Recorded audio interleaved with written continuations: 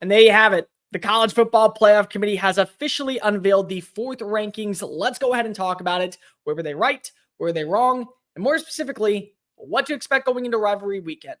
If you are new here, welcome into the channel. My name is Cole Thompson. I'm a radio show host based in Houston, and I talk college football daily. So if this is the type of content you enjoy, plus coaching searches, conference championship, matchups, head-to-heads, the college football playoff, and a bunch of other nonsense, make sure you smash that subscribe button down below. Leave a comment telling me who you thought was left out of the Final Four, who belongs higher, who belongs lower. Tell your friends, your family, your sister, your brother, your mortal enemies, best of bros about this channel. And as always, let's continue to talk college football.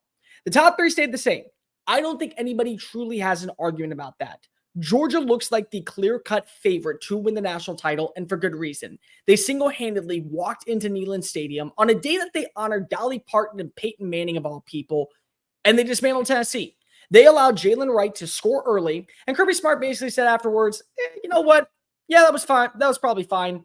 We're going to go ahead and lay down ham. And slowly but surely, Carson Beck methodically continues his epic run as the starting quarterback.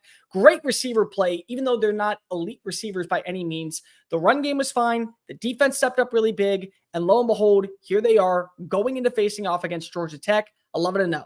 No surprise there. However you want to phrase it, Michigan, Ohio State, 2, 3, whatever. That will be decided on Saturday. This is a playoff game. I'm telling you, this is to determine which Big Ten team will go to the Final Four. And there is animosity, there is hostility, there is despicableness between coaches on the sidelines in press conference rooms going into this week. This is why rivalry football is amazing. And it'll all be decided on a football field. And by the way, I understand that there's going to be people out there who are Michigan fans and Ohio State fans. Well, if Ryan Day loses, Ryan Day lost to an interim head coach. Well, if Ryan Day wins, he only beat an interim head coach. The bottom line is that these are two of the best teams in college football. They have shown it time and time again, whether it's against lesser tier competition or against quality opponents such as Notre Dame, such as Penn State. No matter how you want to phrase it, these two teams have earned their right to fight for an undefeated season. And it'll be decided in the Big House on Saturday. And then comes number 4. And as much as I want to go ahead and say that the Jordan Travis injury is going to factor into the committee's decision, it does. But so does the fact that Washington has been playing exceptional football this entire season, and they haven't gotten the credit where credit is due. They're the only team in college football so far that has 4 ranked wins against top 25 teams. And no matter how you want to phrase it, they still have a ranked win. Arizona has continued to climb up the ladder. They're playing their best version of football, beating up on Oregon State, beating Colorado, finding ways to secure victories every Saturday. And Washington beat them when they were unranked. So take out that team with the USC team, and there is your other win. They also have wins over Utah, a very resilient defense. They also have wins over Oregon, and they have a win over Oregon State, which, by the way, the Oregon State game, let's just talk about this. Washington is a high-tempo passing attack offense. What they do best is slinging it downfield to guys like Rome Odunze, guys like Jalen Polk, guys like Jalen McMillan, and Michael Penix Jr. slinging the arrow like a dart to find his target. And they found a way to win with only 168 passing yards and 3 total scores from number 9 himself, including a 32-yard bomb to Rome Odunze in the most asinine weather conditions possible. Reser Stadium is a very volatile place to play if you've never been. Corvallis is a beautiful location. It is a wonderful stadium, and this is a team that is fighting for resilience and respect among Pac-12 opponents. Remember, them and Washington State are on the outside looking in as everyone leaves for the Big 10 or the Big 12 or the ACC, and they're just kind of holding out their hands like, well, what about us? And Washington went into an environment where rain, downpour, all the weather elements of the world dismantled the possibility of having a great passing attack, and they still got it done. I don't care that it was by 2 points. I don't care they didn't score in the second half. They have shown time and time and time again that they can win football games in whatever environment possible, in whatever facility possible, and in whatever stadium possible. They have earned the right to surpass Florida State at number 4. And by the way, those of you who are calling this year's the TCU of 2023, TCU did its job, plain and simple.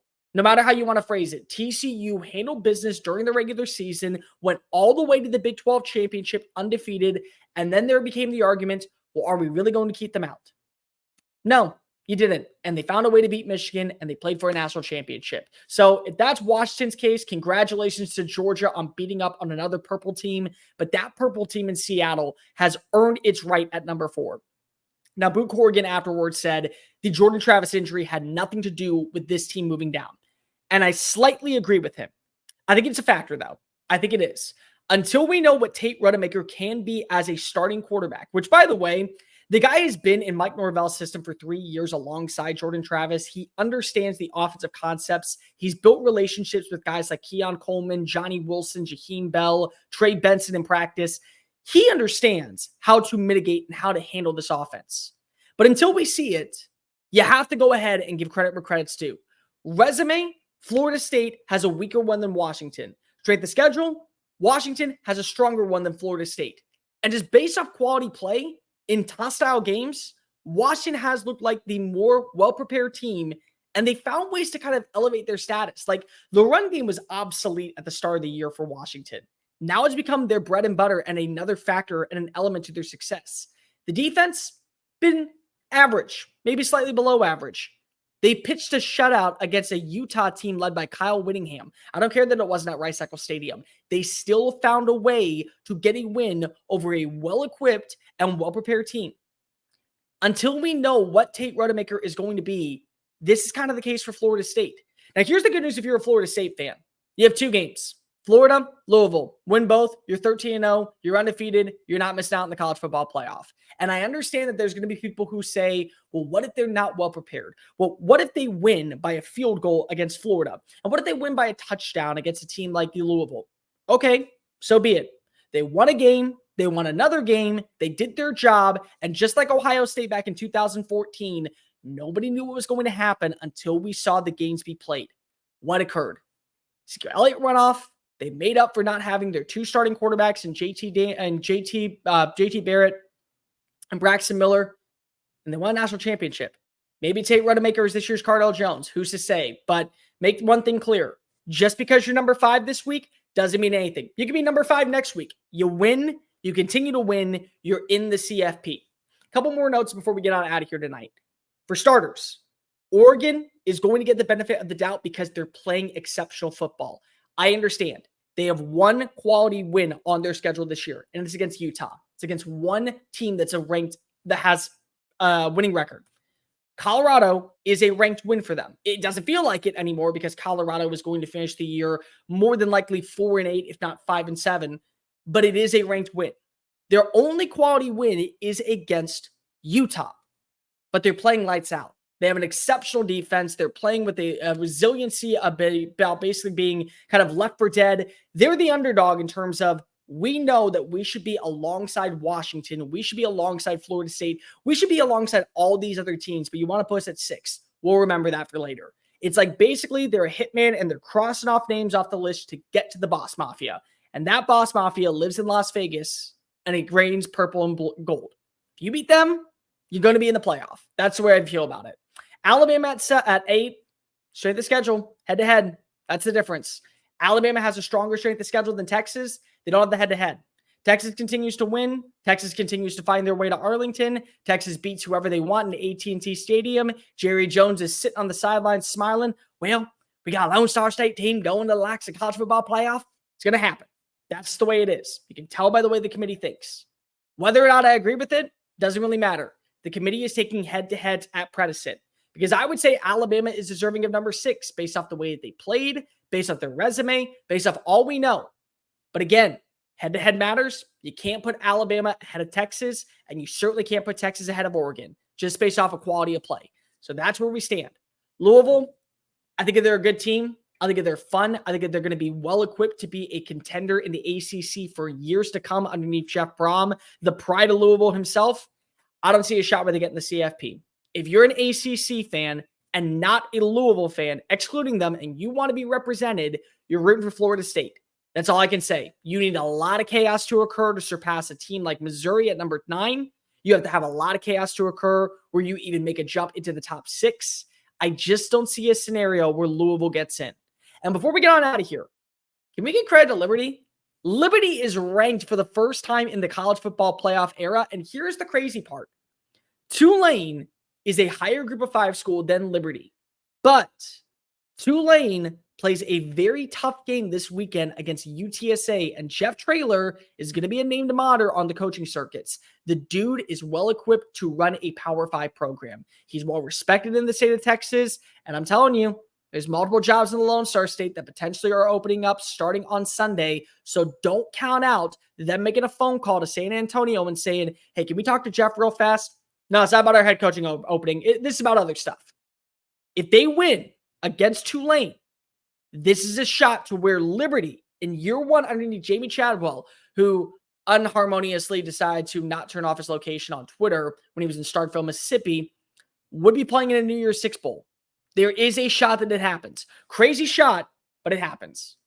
We're lucky to have this game. Honestly, we really are. It is so fun that we are now in week 13 and we're having all these conference scenarios and all these playoff situations to where who gets in, who gets out. And by the way, this is one of the few years I will say we need to have an expanded playoff. Now, I'm never going to be 4-12 teams. I don't think a lot of people are 4-12 teams, but we can justifiably admit right here and right now, at least 2 teams that are more than qualified, did their job during the regular season, and maybe even played a substantial game in the conference championship, are not going to be going to have a shot at playing for a national title.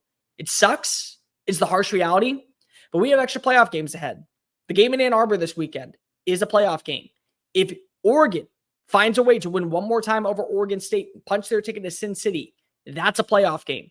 You can make an argument that the game in Atlanta next week between the Georgia Bulldogs and the Alabama Crimson Tide, Kirby versus Nick Saban, round 3, swing and take all, that game is a playoff game. You could say Florida State and Louisville is a playoff game. And you could say that probably even Tulane making it to a New Year's Six Bowl game against UTSA is a prominent game.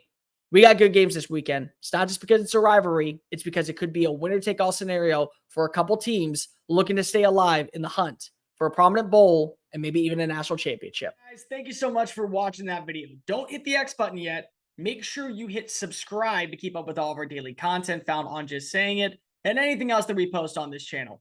Bye.